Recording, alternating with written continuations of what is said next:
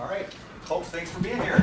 We'll open up today's press conference. Tom Tiberi, WBNS. Coach, with Tennessee coming, first time ever, December 12th, the game in there, what's the message to the fans, and what do you guys need from them? Because this is kind of, the CFP is going to do what they're going to do, but what's your message to the fans? Well, I'm excited for our players, but I'm excited for our fans to get back together this Saturday in the Shoe for an historic event like we talked about last time. This is a, right now the first time it's ever happened before, and I think for everyone to get back together is exciting. And I know our players are that way. We had our senior tackle yesterday, and to listen to these guys get up there and talk about how much they love this university, they love their teammates, they love this program, and then to spend some time with the parents and talk to them about their sons and the work and the sacrifice they've made. And it was a great day to spend time with our seniors and what they put in. And so for them to get an opportunity to play at home in something like this is great. And but it just is exciting for our fans. And just like our players, the fans are invested in this in a big way. And so it's going to be an exciting day, or exciting night, 8 o'clock kickoff. And this week of work for us is going to just continue to build to Saturday. Bill Landis, Kings of the North. Ryan, you've remarked a couple of times that you made a decision at some point in the offseason to huddle, play a little bit more deliberately, I guess, than maybe you guys have in the past. Why was that ultimately the path you guys wanted to take? And with 12 games of data now, do you feel like you got what you wanted out of that? Yeah, from the beginning of the season, the idea was that this is a new era. This is a new season for us. Obviously with the number of games that we've been in, and also with the addition of coach-to-player communication. There's just, there's different things that come in schematically that way, but also the number of plays came down. I think the other thing, too, about the huddle, which was significant this year for us, was just getting everybody together and having Will be in the huddle and look everybody in the eye, talk to him about the down and distance, talk to him about what happened on the last play, and bring everybody together, the offensive line talking together, the receivers. And that's important. It really is. It's kind of something we've almost lost when you're in a no huddle situation. You can find yourself almost on your own. And having Seth in the huddle at times this year was great. And so that's been a big part of it. Mixing in the no huddle part of it as a change of pace certainly does change the tempo and can be an advantage. And so we'll certainly make sure that's part of our plan as we head into the playoffs. It has been this year as well. We've used both of them.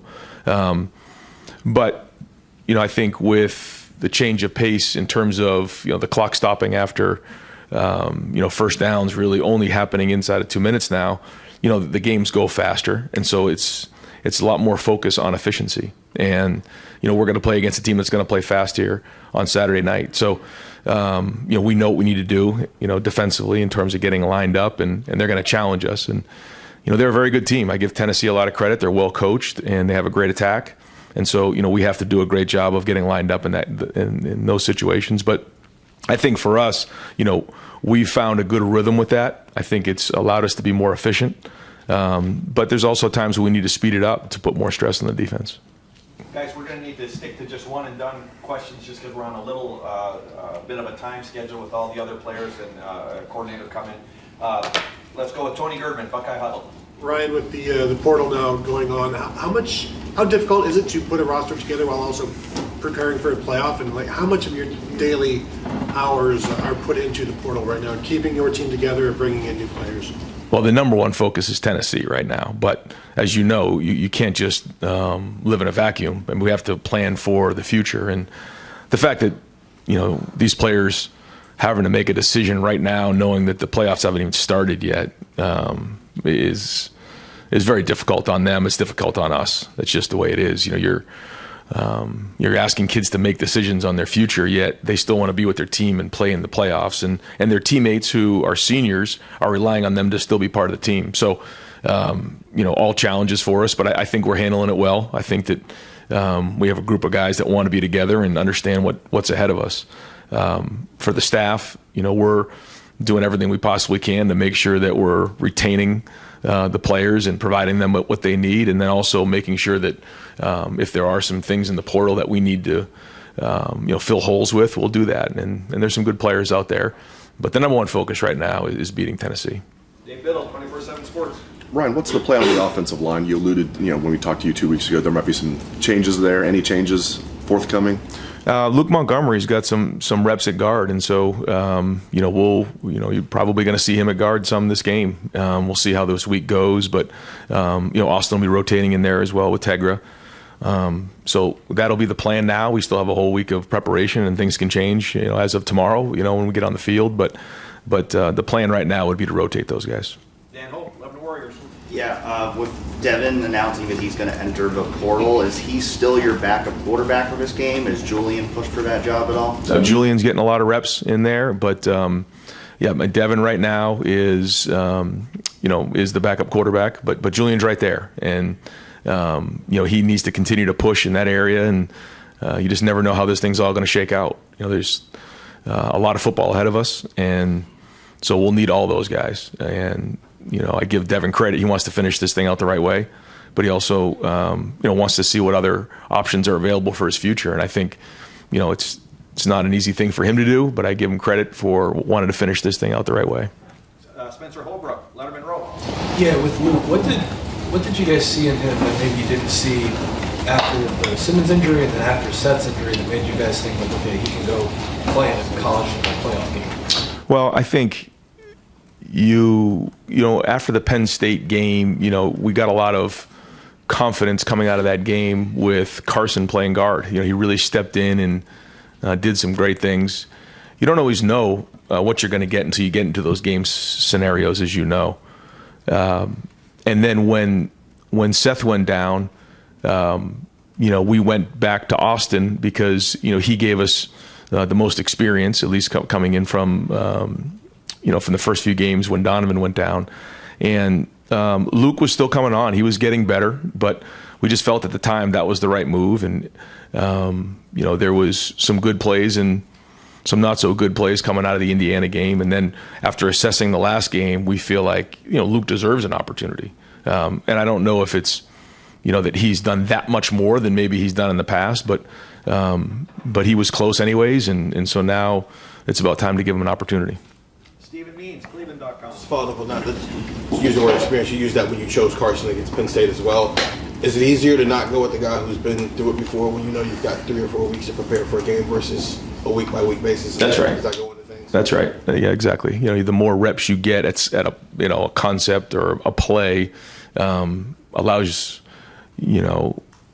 somebody who's in that role to adapt quicker to some of the things they may see in the game and have a better handle on the game plan.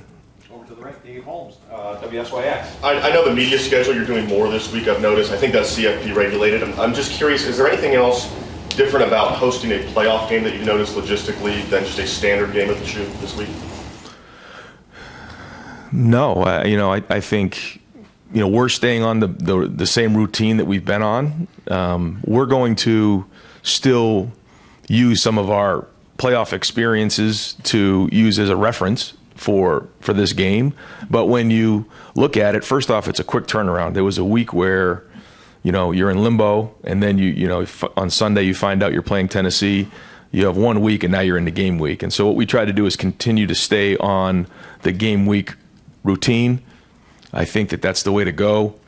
When you play in a bowl and you have a lot more time off, then it's different. You get some of the young guys work. Some of the older guys, spend a couple weeks, resting, working on Indy, but not getting as many reps. This, we pretty much stayed on a game routine, and we did that last week.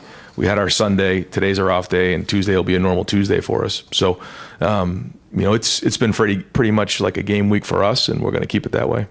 Joey Kaufman, Columbus Dispatch.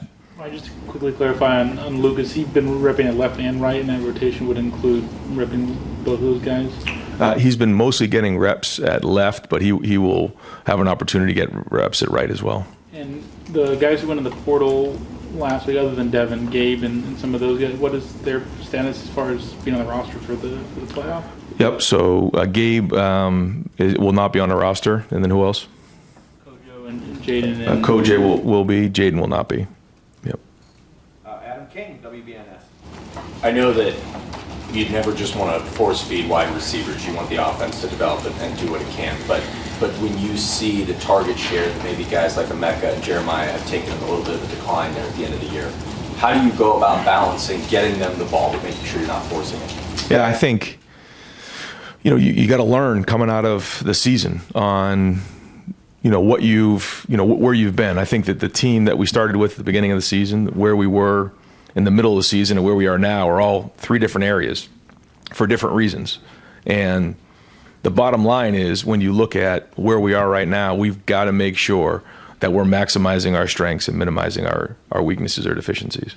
And that we all have to take accountability to do our job. Like those are the areas that, we got to focus on. Now, what does that mean schematically? I don't really want to get into that, but that's the bottom line. And, we are in a different place when you think about where our offense was at the beginning of the year, the middle of the season, and now it's different.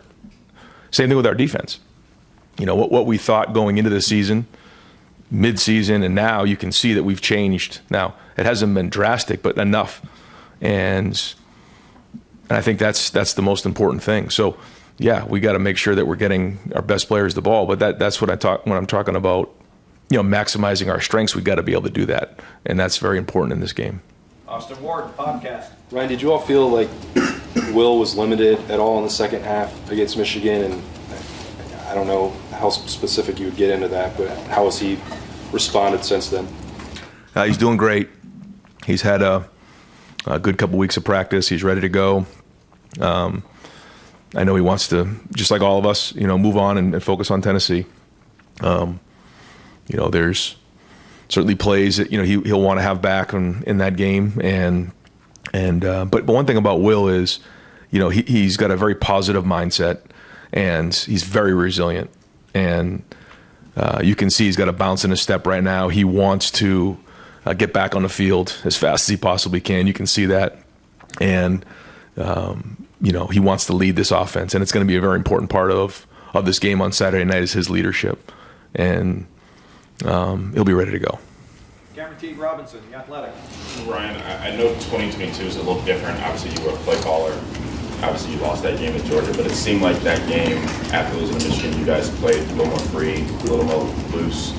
What can you take away from the lead up to that game and apply with this group from the lead off from Michigan losses to now?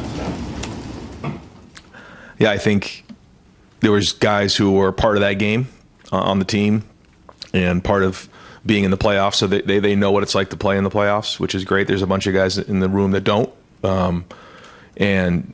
I think for us to recognize that, once you get into the playoffs, it's a brand new start. And I think that's what our guys have recognized now. The fact that, they've earned the opportunity to play in the playoffs. That's it.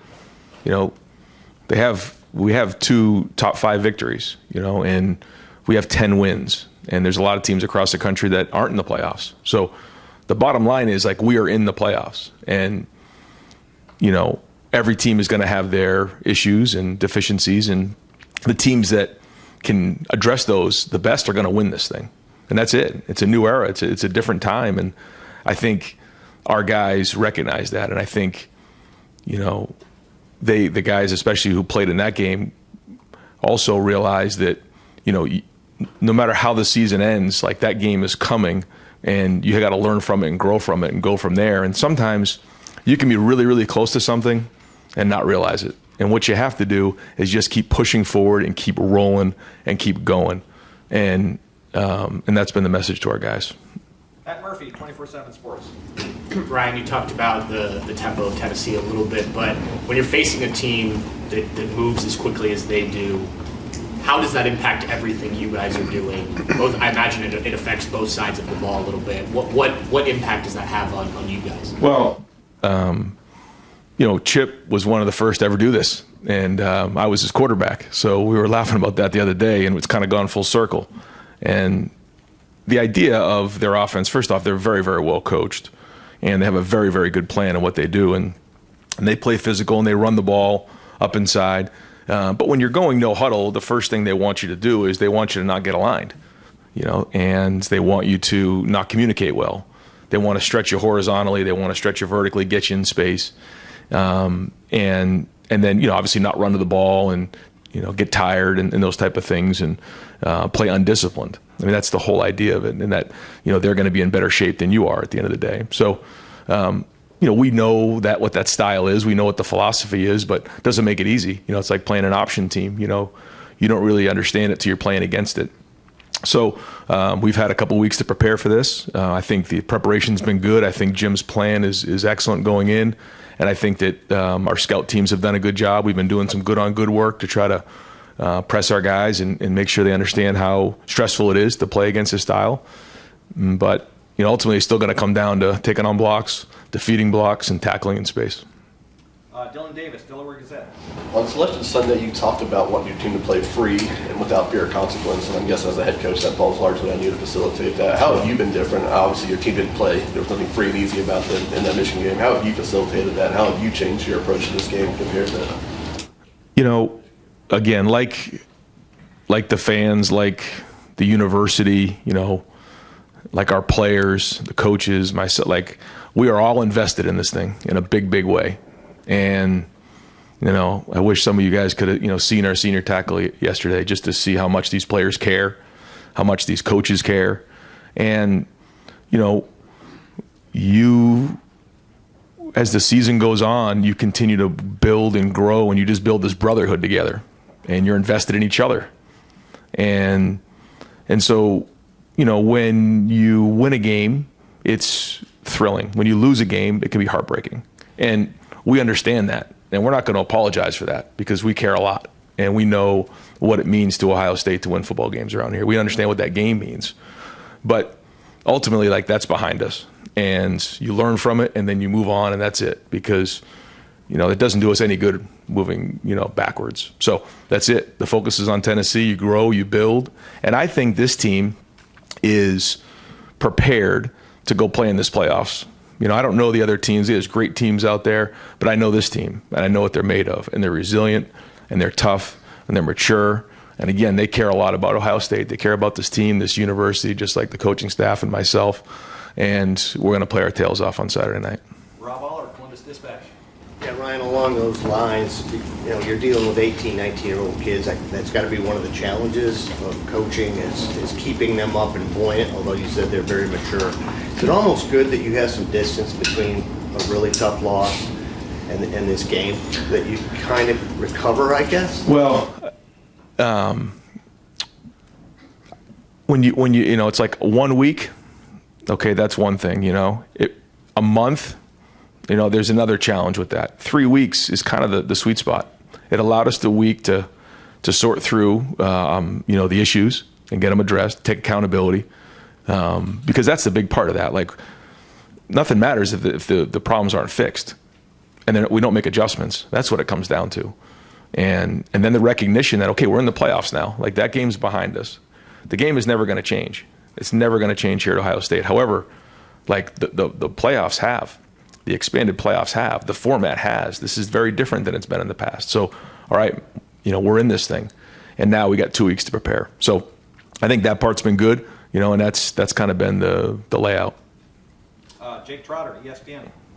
Yeah, Ryan, off what you just said, with the veteran group you have, how challenging has it been to get this team ready to go for the playoff after such an emotionally tough loss, with the pressure, if it's even possible, even more amplified now? Well, I think as a group, everybody leaned on each other and pushed each other. And I think when you look at the guys in this program, you see great guys. You see first off, you see great players, but you see great men, mature men. We have 29 seniors the other day who spoke at senior tackle, and I just couldn't be any prouder of the type of guys that these men are. And they understand. They understand what's at stake. They understand when they come here the high expectations of what's expected, but they also know what's in front of them. And like anything else, once you identify it and you move on, that's life. And there's going to be ups and downs. And several of our seniors talked yesterday at the senior tackle about the ebbs and flows of life. And when things are really good, you got to enjoy them. When things aren't, you got to hang on and continue to get them fixed. And then eventually you're going to get them back on track. And that is life.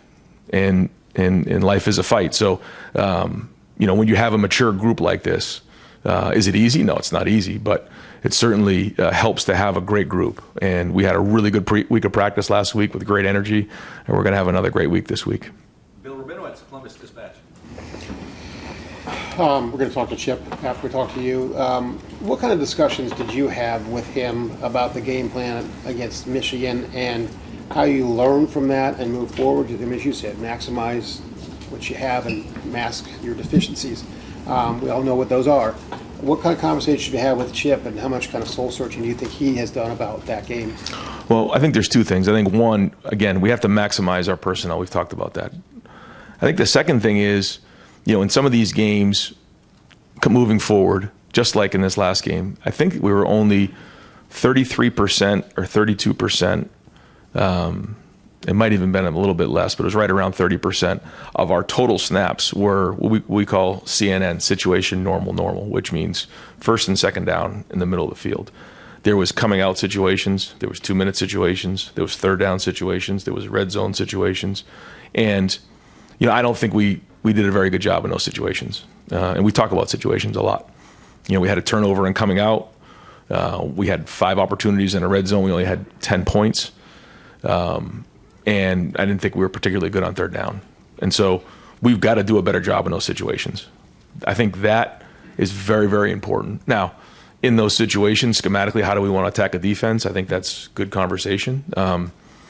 We are a different offense than we were 3 weeks ago, 5 weeks ago, and at the beginning of the season. I think we need to recognize that. But that's not just the only thing here. There was a lot that went into that game, and we got to make sure we're playing good situational football. Pat Forty, Sports Illustrated. Ryan, you've had a couple of really good semifinal performances in the playoffs against Clemson and even the loss to Georgia. Is there anything about the experience of getting ready for that you can channel into getting ready for this one? I think so. I think when you're getting ready for a game like this, the preparation is critical. I think you got to do a great job identifying your strengths versus them. And like normal in these situations, you're going against an opponent that you don't typically see. It's a team from another conference that isn't something that you're used to seeing. So you don't always know, how does this team play, or what is the competition like when it's not apples to apples. So I think you have to do a great job of predicting that and making sure that you put your guys in the best position to be successful. And also making sure that you're doing enough things that and enough change-ups along the way to create, plays for your team. And so I think that's very, very important. I think it's important early in the game to have some confidence, to get some early wins to build confidence in the game. This one will be different though because it's at home. So, I think we've talked to our team about that part of it, and I think we have enough guys in the program that have been in this environment before, so there is a reference point. And final question for Coach Tim May, Letterman Row. You only get one, right? There's like 3. Several coaches around the country now donating, I don't know if that's the correct term, donating back some of their salaries in millions of dollars and stuff. And number one, would you be interested in it? And number two, do you see that as sort of a trend in major college football moving forward with the revenue sharing coming and all this stuff? I mean, I've just been focused on this game right here. But I can tell you that there's always different things that everyone's trying to look at to figure out how to raise money for NIL right now. There's no question. And I know it's a daily conversation here at Ohio State to try to figure out how do we best provide those opportunities for our players. I mean, that's the bottom line, because as we talk about recruiting right now, whether it's high school players or in the portal, it's just a major part of the discussion. And everybody usually starts with, well, NIL is not the number one thing, but it quickly gets to that. That's life. And the numbers that people are talking about nowadays is very important that, we're on the cutting edge of that here at Ohio State. And, those numbers right now only seem to be going up. I know that with the revenue share, there's a plan to put a cap on this. But right now, those numbers seem to be going up, and so we're always looking to find ways to raise more money. Yeah, I didn't mean to hit you sideways with that. Let me ask one thing.